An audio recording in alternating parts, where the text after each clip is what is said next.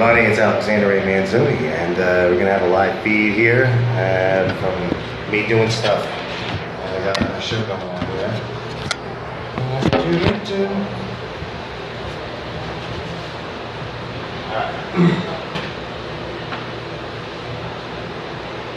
They came to the apartment building with no name at 5th Avenue and Hemlock. It wasn't quite as old as many of the structures in this area, although it was still quite old. It was 2 stories, with a long sloped roof on the north side that extended into an awning, forming a modest carport. It was built from brick and painted an unassuming sandy color that matched the dusty environment that existed here during the dry summer months. Pete and Eddie quickly scaled the smaller staircase that led to the first level. "Knee deep in pussy or what? Casey is shit out of luck," said Pete, turning away to pound on 5B with closed fists. "Yo, Casey, it's Pete! Pete Scarborough, open up!" No answer. The lights were on, yes, but the curtains were also drawn. So, in all likelihood, Casey did not wish to be bothered. Pete and Eddie took this as a mere suggestion and continued knocking vehemently while praying for some kind of answer. Eddie looked over his shoulder. A spotlight was moving through the area. A couple blocks north by the park, it was no doubt attached to a law enforcement vehicle. "Digits, open the door!" pleaded Pete, almost beginning to cry. The door to 5B fence reluctantly opened a crack. "Petey," said a gruff voice, hoarse with decades of chain-smoking cigarettes and thousands of bowls of crystal meth. He sounded a lot like the character Ned from South Park. He talks by pressing an amplifier to his trachea, or rather, lack thereof. "Now, this ain't about the money I owe your old man, is it?" hesitantly replied Casey. "No, Casey, it ain't." "All right, good. Come on in, I guess." Pete and Eddie hurriedly entered the apartment. Casey slammed the door behind them and locked it with the stubby nubs of his fingers. Back in 2009, when bath salts first came out, Casey Daniel Mankiewicz was all over that shit with a gusto that only a truly unrepentant drug addict could vigorously exhibit. The specific drugs in question were methylene dioxyparaverolone, aka MDPV, bath salts. There was also methylene dioxymethylcathinone, aka MCAT, aka mephedrone, aka meow meow, quite possibly the dumbest name for a drug that I've ever heard outside of the latest Jonah Hill Channing Tatum vehicle. Oh, it was fun at first. The drugs, they were cheap and easily obtained through the now defunct by the milligram.com that operated on the internet through Thailand. It sold a variety of oddball drugs before the deep web became a thing. Casey stocked up on $40 grams of MDPV and $20 grams of the MCAT. While the getting was good. And the getting was good for Casey, that is, until he began to experience vasoconstriction. Initially, it began as a clammy sensation in his fingers and toes and progressed until his extremities became quite cold, room temperature. As a matter of fact, it was odder still that Casey felt very hot, muy caliente, in the rest of his body. An experienced veteran of the game, Casey thought nothing of it until his hands and feet turned a deep, sickly azure that went to a greenish charcoal darkness. By the time he got to the hospital, it was too late. Gangrene had set in, and the doctors had to amputate the tips of all of his fingers and toes, hence the nickname Digits. They said he was lucky that he kept his penis. Can you call that luck? I guess you can. But he could never masturbate the same way again. Don't ask him how he does it now. No, really, don't Don't for the love of all that is holy.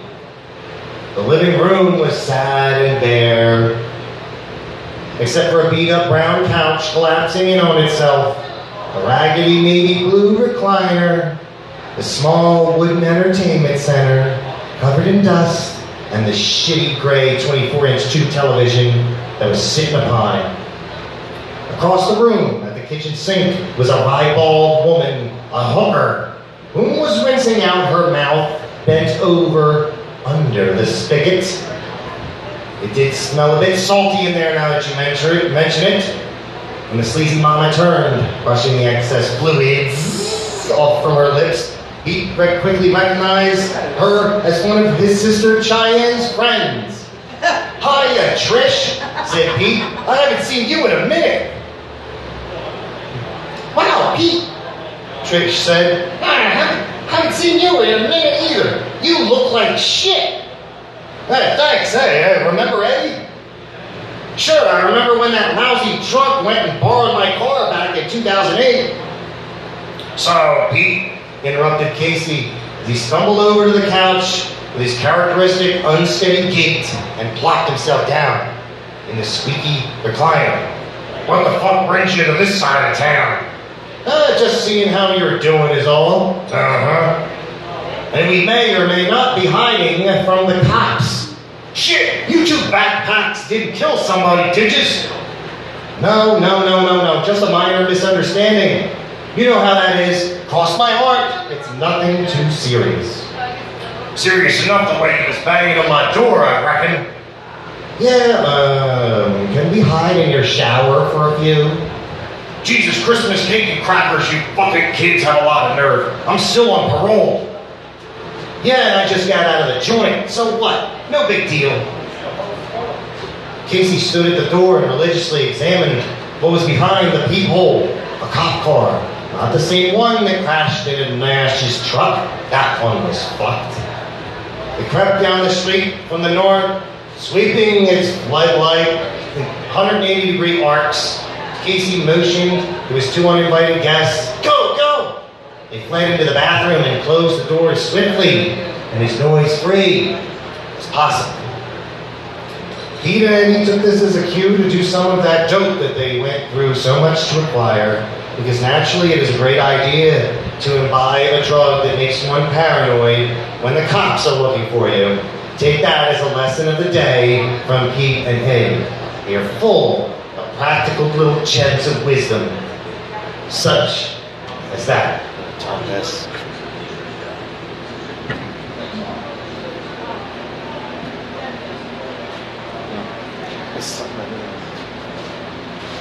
Stand in front.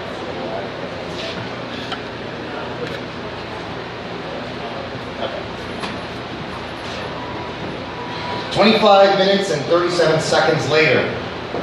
Guys, said Casey, I think it's cool to come out.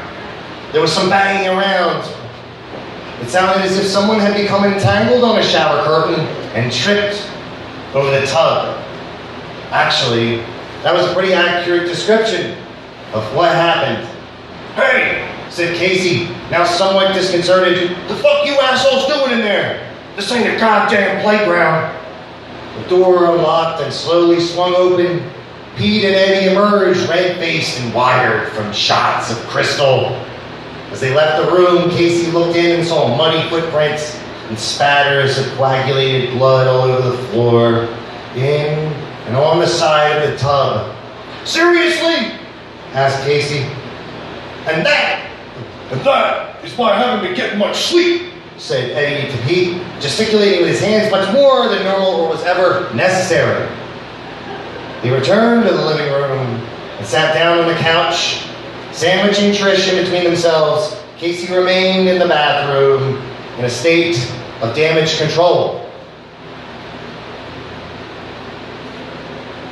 I wouldn't be getting much sleep either, not that I wouldn't be getting much sleep later either, not that I ever do, replied matter-of-factly Pete. His words a little more swollen than usual, his mouth dry and sticking together between syllables, his logic not making that much sense, at least not lately. I'm telling you, man, it's fucked up. There's a lot of traffic back there. I'll bet. I'm not joking. Where's that? Asked Trish. She disdainfully rolled her eyes. Under the bridge, said Eddie. The one over by Trent and Hamilton. Oh, yeah, said Trish. By the Mission. I banged a guy back there one time. I bet you have, thought Pete and Eddie simultaneously. Every time I get to sleep, some other dick factory with a backpack comes back there, stumbling around trying to make camp, scraping his fucking pipe, asking me for rolling papers. It's a pain in the goddamn balls. You know, I'd let you stay at the old man's, but there ain't exactly much room in the camper as it is. Yeah, and I'd have Hitler clawing up my ass from dusk till dawn in that motherfucker. What? Asked Trish with an arched, penciled-in eyebrow. That's his dad's cat's name, said Eddie, pointing his index finger at Pete. Oh, I get it now. Man, your dad's fucked up. Yeah, I know. Hey, Ed, I know you probably heard this already, but have you guys gotten the word about that guy going around Spokane and, like, beating up homeless people within an inch of their lives? Yeah! Excitedly said Ed, getting a little bit tongue-tied with his words. I saw that guy got hit last week when I was chilling over in the day room at the HOC. He got fucked up pretty bad. His head's all wrapped up like a newborn baby. He got a patch over one of his eyes, too. More likely than not, he's going to be blinded. Well, you better watch your back out at night, man, Eddie. The shit out there is getting cray. Fucked up thing is, this ain't the first time this guy's been hit. No shit. Yeah, this guy has the worst fucking luck in the world. Not like he goes looking for trouble either. Sometimes he got the shit beat out of him when he was sleeping. Any idea who this fucktard is? Does anybody have a clue? I don't know, man. I don't know. I don't think so. They, the other guys living on the street, just say it's a well-dressed white dude. He's mid-20s to 50s. Asshole just goes around clubbing the shit out of people sleeping on the goddamn ground. Nice. Oh my God! Exclaimed Trish. You're telling me slumming it ain't what it used to be. Poor folks just can't catch a break these days, said Pete. Hell, look at how they changed the downtown sit-in-line laws last year. It's got all the backpacks up and pissed the fuck off. Not like they ain't always pissed the fuck off at something anyway, but still. I mean, say what you will about the homeless issue. Yeah, they're all over the place in the city, and yeah, they're creepy. And yeah, they're always bumming change or smokes or want to use your phone and get their nasty face grease stains all over the screen. But come on, do what the rest of the city does and just ignore them. Act like they're not there. Don't be all, ooh, get away from me during the day and then stalk the streets at night, beating their skulls in with sticks and big fucking pieces of pipe. And that's exactly what I'm saying, yo, said Eddie. That's exactly what I'm saying. I mean, yeah, I am technically homeless, but do I consider myself a bum? No, man. I don't fly a sign. I don't go around trying to get change off every dick I see walking around the sidewalk. But these dicks, these pale-faced dicks on the street, they always fuck with me. Always gotta be fucking with my personal business, with my life. One day, I swear I'm gonna snap, and that'll be the end of it. Oh boy, here it goes again. The levee breaks. Then came sudden hollering from the bathroom. What's with all this goddamn shit in my tub, boys? Casey came stomping back into the living room with a filthy, dripping, pinkish brown rag in his left hand. He was without a shirt, wearing blue and white striped track pants and floppy, too big Nike sandals made in Bangladesh by tired and abused children. His pale, sweaty white gut shone with a visibly apparent corona amidst the glare of two bare 45-watt bulbs in the ceiling. With fingers and toes or without, Casey was not an especially easy person to look at by any means. His face seemed a Greco-Roman statue, yes, one that was left outside and exposed to acid rain for an indeterminate period of time and had survived Axis and Allied shelling during World War II. Casey was a man whose former good looks were evident, One could see that he may have used to look handsome, but all that melted away with drugs and stress and bad living. All that was left was only the bare essentials of his organic composition, and those essentials were ragged and uncomfortable for a normal person to look at without feeling some small feeling of dismay or disgust. Why, he preferred to walk around without a shirt as anybody's guess, with his thinning hair receding like the GDP of Liberia, dyed jet black and slicked back with a product called Bergamott's Choice All-Natural Wax Pomade, accompanying his melted, dentally impaired features. He was somebody who readily scared small children on the street, as well as their mothers and other next of kin. Lousy punks can't clean up after yourselves, huh?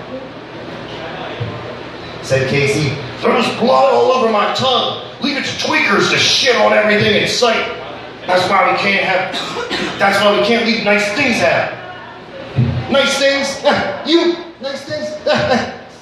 Laughed Pete. And anyways, we would have gotten it eventually. I mean, come on, we would have cleaned up after ourselves. Pete, come on, we're not animals. Come on, Casey, we're not animals. It was not a statement that could be regarded as a truthful one by any means. But as an addict, one sometimes begins to lie without thinking or apprehension, as legerdemain is one more tool in the old bag of tricks. Yeah, that's the point, Remarked Eddie. We would've, but you were so hell-bent on getting us out of that bathroom. Yeah, we thought the world was coming to an end the way you were carrying on like that. Do you need a hit of something? Digits? Is that what crawled up your butt? Huh? Would you enjoy a hit or two to get you going? Casey flinched slightly with a nervous tick and fiddled a bit with the rag in his hand, twisting and squeezing it until it was wrung practically dry. The droplets that fell from its corners were less water than they were diluted blood and mud. No, thank you, Stated Casey. No longer do I suck at the devil's dick. Thank you very much. This caused Pete and Eddie to crack up, especially at how Casey said it so matter-of-factly, with each syllable precisely enunciated and building in volume. You gotta be shitting me, said Pete. Who are you putting all this on for? Is it for Trish? You know, she's a hoe. Trish don't give a fuck. I shut the hell up before I got a slap with some sense in that empty head of yours. Don't you kids have somewhere to go? A Sadie Hawkins dance? Maybe a cooking class? Don't look at me like that. I don't know what you kids do these days. I spent most of the last 2 decades on lockdown. No, said Pete plainly. Not really, we're not doing anything. Our schedule is pretty much wide open now. Yes, Said Eddie. Wide open. We'd like to stick around a little bit while longer. Moaned Casey. I don't think so. And anyway, you owe me this, growled Pete with manic, adrenergic energy. Otherwise, I'm going to have to bring up the little matter of your outstanding bill with my father for, 5 Roxy 30s? Back from, 2.5 weeks ago? Where's the $125, Case? Huh? Where's it at? Do I gotta call him? Do I gotta call my father and tell him that you don't have the money to pay him? Yet you're sitting here on your ass buying prostitutes? Huh? You're buying prostitutes and getting head like it's going out of style? Should I do it, Casey? Should I call him up for you? Should I call him up now? Eddie, you got minutes. Give me your phone for a second. I need to make a call real quick. No, Casey said, frowning. I'd appreciate it if you didn't ring Amos. It was a feeble attempt at supplication so pathetic it moved Pete. Good. I'm glad that we got that settled. I was thinking I might freak out there for a second, said Pete. His face was flushed and with blotchy red, oily-looking patches that radiated from the cheeks outward. He smiled knowingly, nervously. The minutes clicked by at an increasing pace. For a moment, Pete thought he may have had too big of a shot. Everything was moving too fast. He was speeding like crazy. His chest felt tight with anxiety, so tight that it hurt. It was the kind of tightness that would normally precede his panic attacks. He tried to feel some satisfaction from his smugness. Instead, he became preoccupied with a growing feeling in his chest. Then He did what anyone in his situation would do. He lit up a cigarette. What's the matter with you? Remarked Casey. Do you see any ashtrays in here, huh? You can't smoke in here. You gotta take that outside. I only got one lung left. I thought it was 1.5 lungs you had left. Oh, I guess I was mistaken. Pete reluctantly got up to go outside. Eddie was more cautious than he and elected to stay indoors. He did not want to smoke a cigarette that badly.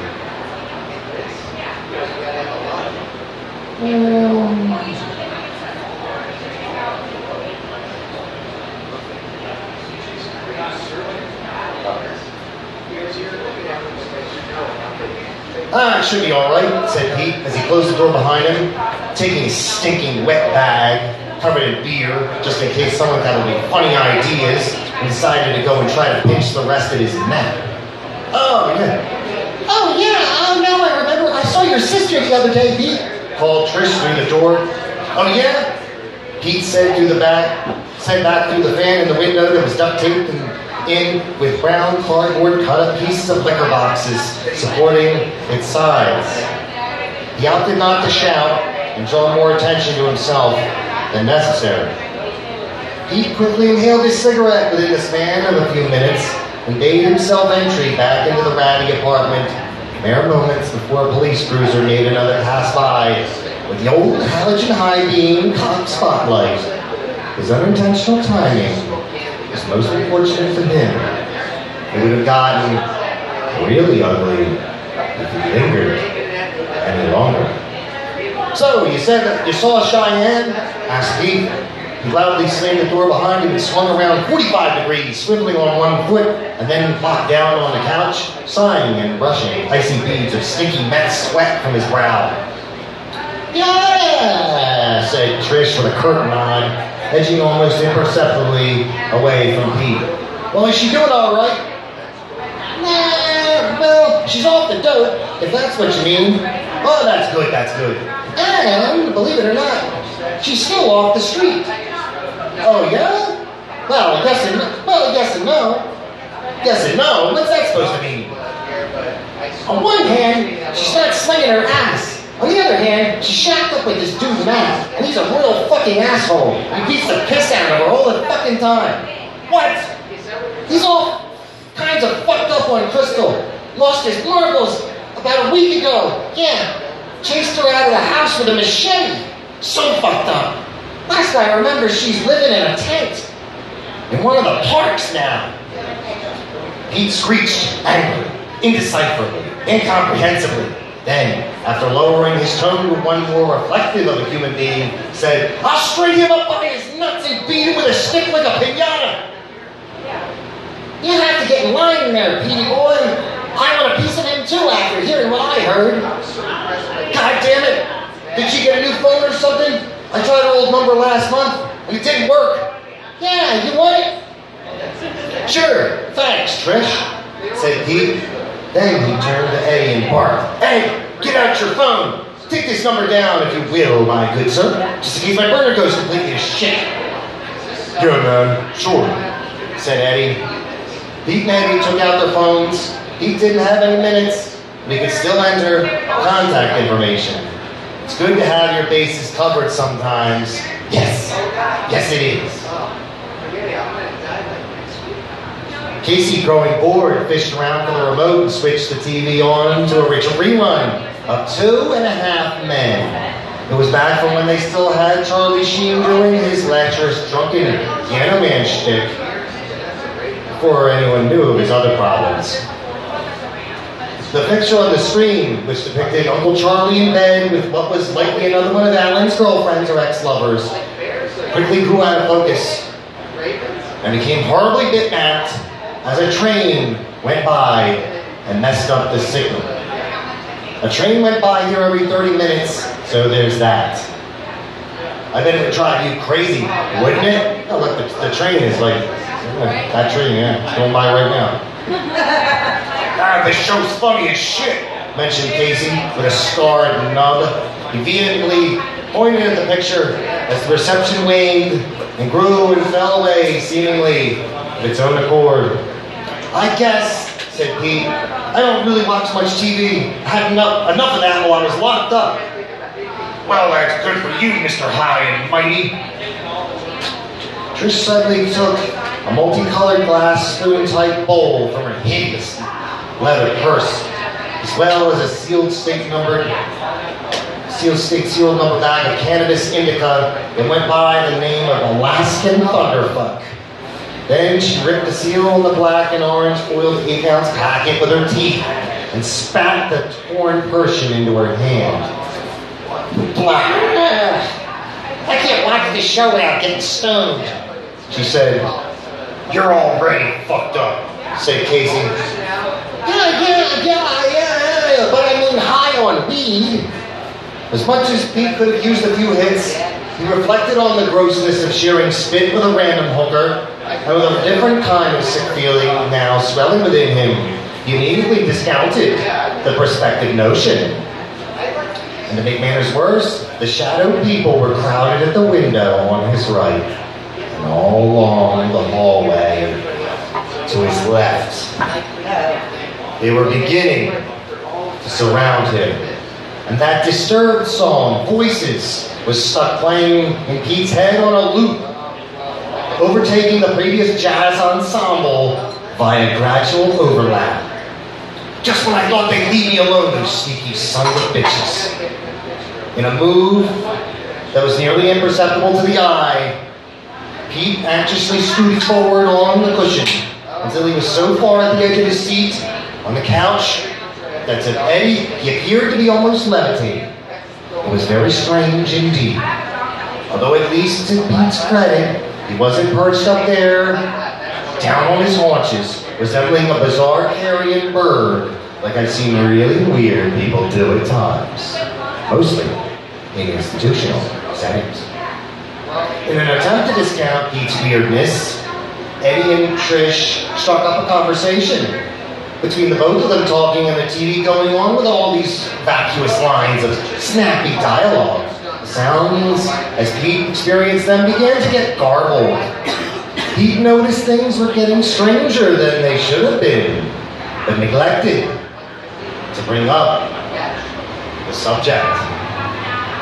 Pete sat there, one sneaker crossed over the other, wobbling his knees open and closed, looking directly into the TV set, yet sharply zeroing in on any other sudden noise when they presented themselves, real or otherwise. Mostly otherwise at this point. He was stricken with racing thoughts. They were something to which Pete was indeed quite familiar, as he was bipolar to begin with. As was the old man before him, and his old man before that.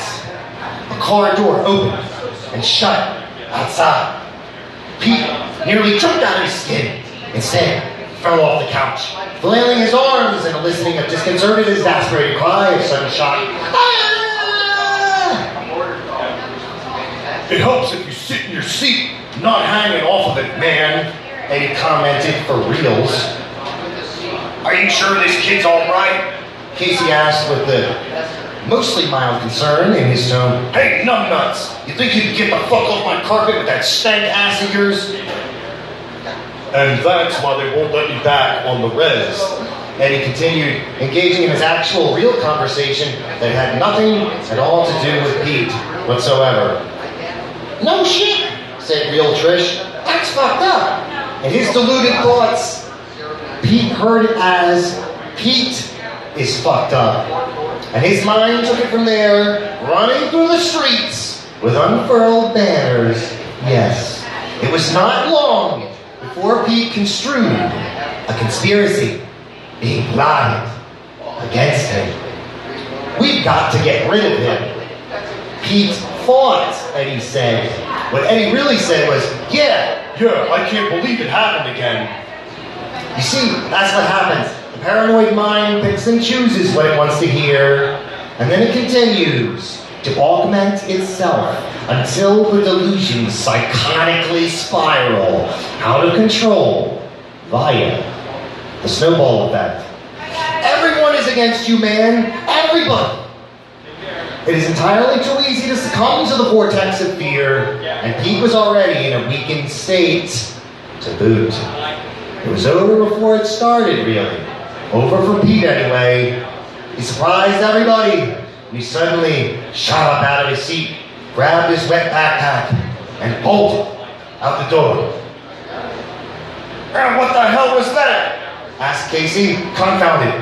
He got up and shut the door, taking care to lock it again. I have no idea, Eddie stated. Well, that fucker's gone crazy. Maybe he's off his meds. I don't know. Where the fuck's he going to? Absently asked Trish. Eddie turned to her and vigorously scratched off a layer of skin on the left side of his head, saying softly, Your guess is as good as mine. Eddie made no effort to follow. Casey began to redouble his efforts on getting his unwanted visitor the hell out of there while the Cialis was still working. Casey was ready to physically throw Eddie out the door by his collar when there came a sudden, intense thump, thump, thump at the door. And there's only one type of person that knocks like that. Yes, the police. The police had succeeded in tracking the location of their felonious quarry. After going door to door, eventually, they found a concerned neighbor who held no qualms about diming out Pete and Eddie. And this time, they meant serious business. No, I mean like really. They went all out. They had the riot gear, automatic shotguns, bulletproof seals, the whole shebang. But Eddie sensed them coming. He sensed them coming a mile away.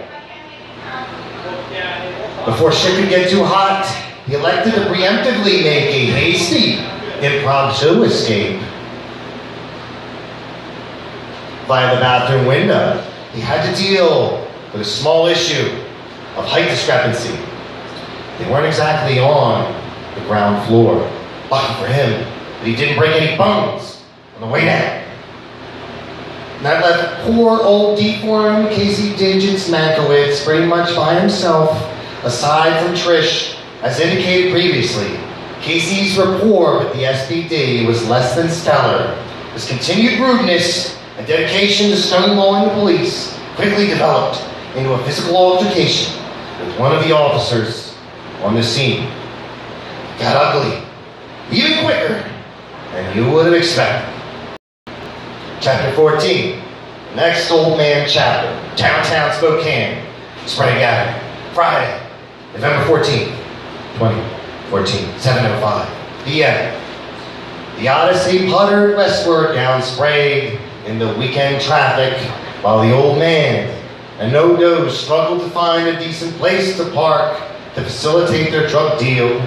It was becoming a pain in the balls for them, going up and down the array of one-way streets full of tourists, schmucks dressed up like half-assed college adjunct professors, random fiends, and of course, the omnipresent homeless rocking their cardboard panhandling signs. Can't forget about them now, can we? I mean, I'm sure you would. Everybody tries their damnedest to in this city, but not here. Not in this book. They are here, and you're going to hear about them from hell or high water. But what the fuck? Asked the old man. Why is there so many fucking people out? Well, let's see, No-Do said, cracking open another Rainier. How about it's Friday night? Well, still. The old man complained. He shifted his forearms to the steering wheel so he could still drive and light a cigarette. They get on my nerves. Any reason why, Pops? I don't know, just from them being there. I know what you mean. I get claustrophobic sometimes just from walking around this town. There's too many people. This is America, man. It's America. The melting pot of shit. You're so simple, said the old man. Melting pot. That's the fondue place on fucking Maine. Come here same time on a Sunday and it's a goddamn ghost town. Fucking hipsters. Looks like a goddamn douchebag festival to me. Half of them are probably going to go see Some indie shows full of bands with fucked up 3-word names like Grease the Weasel or 3 Cheese, Apathy. And No Dose was indeed right about that. Most of these cool people were here to see a band called the Disillusioned Rocket Ship Vibrators, who were a very popular trio despite sounding exactly like a castrated, stripped down Steely Dan meets Lady Gaga fusion of tepid, wannabe, indie pop dog shit. It's important to stay cool, folks. No Dose twirled an invisible mustache and stroked a long spectral beard and then deepened his voice to better lampoon the hipster saying, I came for the indie show, stayed for the craft beer. My name is Robert Goulet, and I'm here in the Stardust Lounge all night, singing for you fine people. The sheer volume of waxed beards and black-framed glasses traipsing the street were staggering. We cannot forget about the pork pie hats. No, we cannot forget about the goddamn pork pie hats. Luckily, though, they were somewhat balanced out by the women, mostly traveling together in groups, ranging from 2 to 20, doing their best to ignore those mostly seated on the sides of the roads, at the curbs, over by the dumpsters, those who were the true subjects of this book. Yes, and it was they who jeered and whistled and yelled and tried to hustle money and loose cigarettes from the swarm of weekend hipster honkies. Here were transients, tweakers, trannies, drunks, and drifters, degenerate perverts, vampires, not like Twilight though, think more like Blade with Wesley Snipes, among others. Hey, I see vampires around town sometimes, I see them, I point them out. It did not help that many of those on the streets at night did not think that crosswalks were a thing. Slender men with short cropped hair and feathered beards jaywalked like a motherfucker. One could ascertain who they were. They walked normally across the street. Now the others were a tad different. The old alcoholics and ancient bums with shopping carts. How they jaywalked. Their movements were at a snail's pace, almost as if they wanted to get hit. And boy, do a lot of vagabonds get run over in this city. Lastly, for the speed freaks, they ran or rode their bikes across the city as quickly as possible, though it was usually in a jerky pattern that did not follow in a straight line by any means. No, many of them zigzagged, but one thing almost all of them had in common were the dark colors. Because what better to illegally cross the street with but in dark colors at night? I hate these idiots, yelled old man, honking the horn angrily and leaning out the window. You want I should run the fucks? You run you the fucks over your sons of bitches? Sure, go ahead, said No Dose, was once again adding to things they really shouldn't have added to.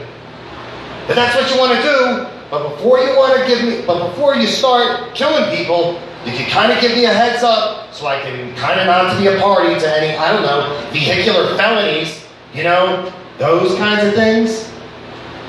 Oh, really? Is that a fact? Bah, you Canadians are all alike. Pussies. Try saying that at a Flames game, buddy. And who the fuck are they? I don't follow hockey, bud. Nothing but Canadian soccer to me. Calgary and Alberta, Calgary and Alberta. Hockey ain't fucking soccer either. Ah, it's all the same to me. The old man grumbled, hawkish eyes starting from left to right, scanning the streets for a spot that was open as well as at the minimum mildly discreet. Can't find a fucking parking space to save my shitty life. I have another rainier and quick belly aching. I ain't in no hurry. The old man quickly shot his gaze over to No Dose. What No Dose saw within those ugly black and red orbs was a maelstrom of egregious impertinence that caused him promptly to shrink away in favor of self-preservation. Well, maybe I am, said the old man, and turned back to the road. You know, I'm just trying to be friendly over here. No Dose spat back. putting an exceptionally Canadian accent on the first letter of over till it was over. Just trying to be friendly over here. Shut the fuck up! Yelled the old man, glowering with brow furrowed. I'll see a spot! What? Huh? The old man cut the wheel, the Odyssey fishtailed, and nearly flipped over. No-Dose was thrown to the left, out of his seat, spilling beer all across his pants. Plenty more where that came from. There was one thing to remember, though. The old man knew instinctively what he was doing, and it's anyone's guess how he managed to parallel park that piece of shit without causing any damage to property.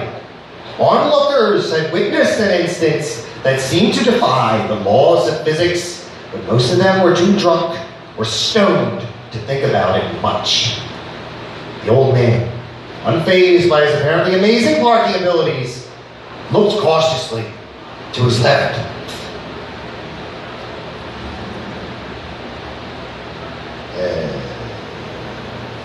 Want this? What? Not right now. Okay. He looked cautiously to his left and to his right before obtaining the orange prescription bottle of opiates. So, wait, Said the old man, fiddling with the childproof cap. His darting eyes seemed to suggest that No-Dose may have brought someone with him, or perhaps that something, was in the back of the camper with them. how much was it, did you want? Moaned No-Dose, his brain still rattling in his head from the near crash. You only put 40 in the glove. Oh, then give me $40 worth. God damn it, No-Dose, you're fucking up. Sorry. The old man held up the pills to the dim light emanating from the visor and shook the bottle once. Yeah, we should be good. Come on, dumbass. He got up and passed through a thin moldering curtain to the back of the Odyssey. All right, you old fuck, said No-Dose. He swiftly got up.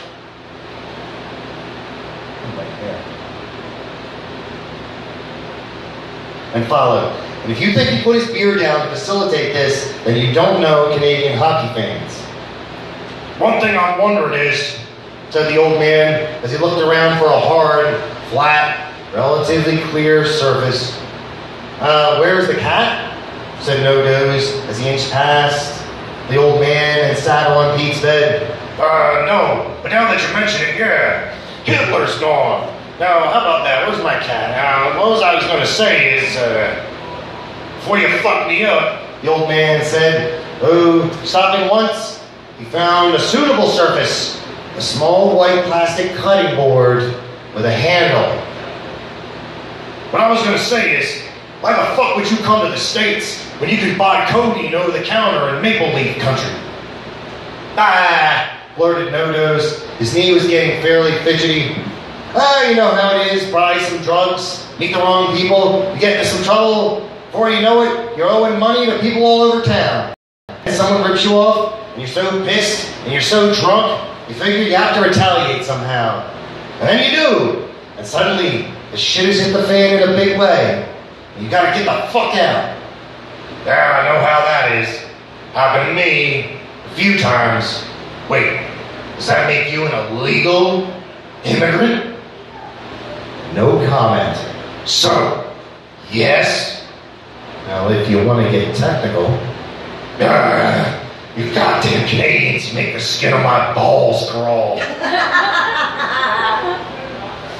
the old man removed two minuscule round blue tablets from the bottle. He handed one to No-Dose.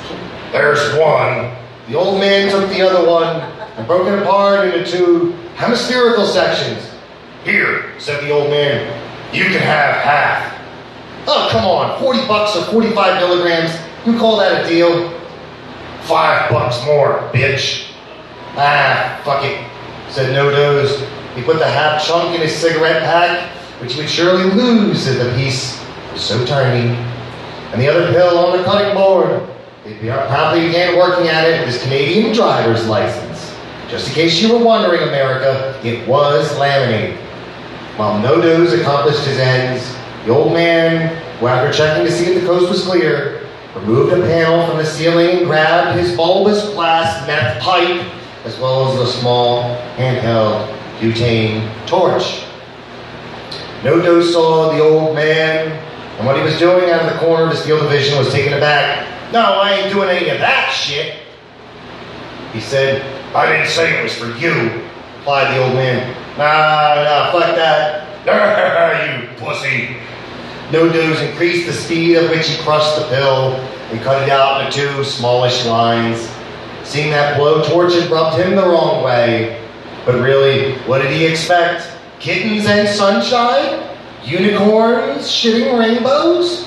Jesus handing out free candy and suitcases full of cash to all the children in the world? Come on, he was dealing with the old man here. With that in mind, Nodos rolled up a dollar bill and snorted the lines as quickly as possible. "I should be going," he said, as he heard the ominous click of the blue butane torch. He turned and saw the little blue flame bathing the end of the glass bulb. The bottom turned opaque with amphetamine residue, sizzling and popping. The old man simply stood there sucking on the other end until his COPD wrapped lungs filled with acrid smoke, smell of old garage, rancid cat piss. The old man exhaled a plume of corrosive death and offered the pipe to Nodos. Come on, he said, hacking. You know you wanna. "Man, I've been clean off of that shit for close to a year now, man." He tipped his head back with a sniffle, his face reddening quickly, and he horked back a bit of powder. You're lost, Bobby, said the old man before taking another long hit. This is the good shit. "Yeah, well, define good." Better than the stuff I've been cooking up lately, if you can believe it. The back of the Odyssey filled with a musty yellowish haze. But don't put out an awful lot of smoke. Way more than normally things usually do. Normal things like crack cocaine and hashish, PCP and opium. Yes, very normal things, indeed. "Smells like someone pissed in some shit," Nodos remarked.